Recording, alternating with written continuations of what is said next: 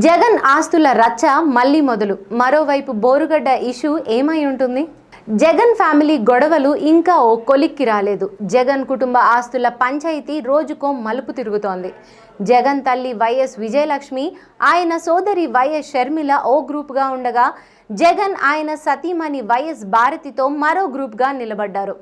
Saraswati power company షేర్ల విషయంలో వివాదం హైదరాబాద్లోని నేషనల్ కంపెనీస్ లా ట్రిబ్యునల్ కోర్టుకు విచారణ జరుగుతోంది.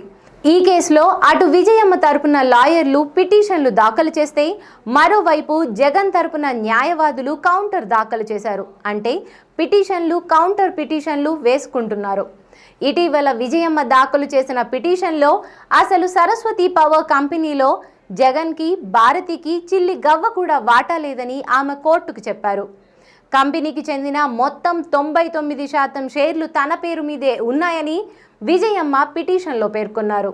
ఇక దీనిపై వైఎస్ జగన్మోహన్ రెడ్డి తాజాగా కౌంటర్ దాఖలు చేశారు. తన పేరు, తన సతీమణి భారతి పేర్లపై ఉన్న షేర్లను తమకు తెలియకుండానే విజయమ్మ, షర్మిల వారి పేర్ల మీద మార్చుకున్నారని జగన్ ఆరోపించారు. కనీసం తన సంతకాన్ని కూడా తీసుకోకుండానే షేర్లను బదలాయించుకున్నారన్నారు. ఈ షేర్ల బదలాయింపును నిలుపుదల చేయాలని కోర్టును అభ్యర్థించారు జగన్.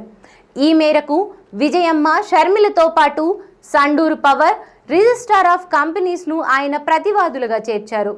ఇక జగన్ వాదనపై కౌంటర్లు దాఖలు చేసేందుకు విజయమ్మ తరపు న్యాయవాదులు సమయం కోరారు.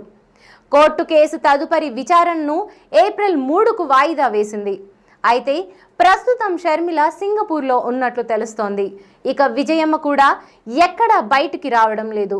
అయితే రాజశేఖర్ రెడ్డి అభిమతం ఒక్కటే, ఆయన ఇద్దరి పిల్లలకు ఆస్తులను సమానంగా పంచాలి అంటూ విజయమ్మ గతం నుంచి చెప్పుకొస్తున్నారు.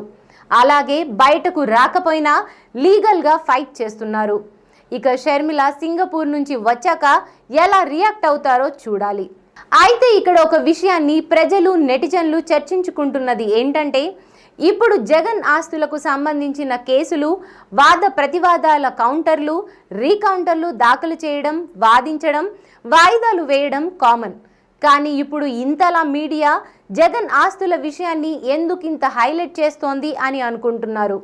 అలాగే మరోవైపు బోరుగడ్డ అనిల్ ఫేక్ సర్టిఫికేట్స్ పెట్టి వెళ్ళిపోయాడంటూ కూడా ప్యారలల్ న్యూస్ చూపిస్తోంది. అంటే ఈ రెండిటి మధ్య ఏదన్నా సంబంధం ఉందా? అంటే బోరుగడ్డ విషయంలో ఏదన్నా జరిగిందా?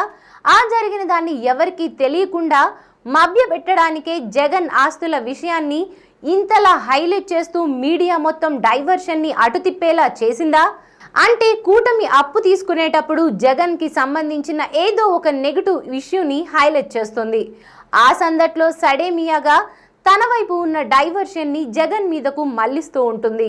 ఇక్కడ కూడా అలాంటిదే ఏమన్నా ఉందా అంటూ ప్రజలు, వైసీపీ శ్రేణులు గుసగుసలాడుకుంటున్నారు.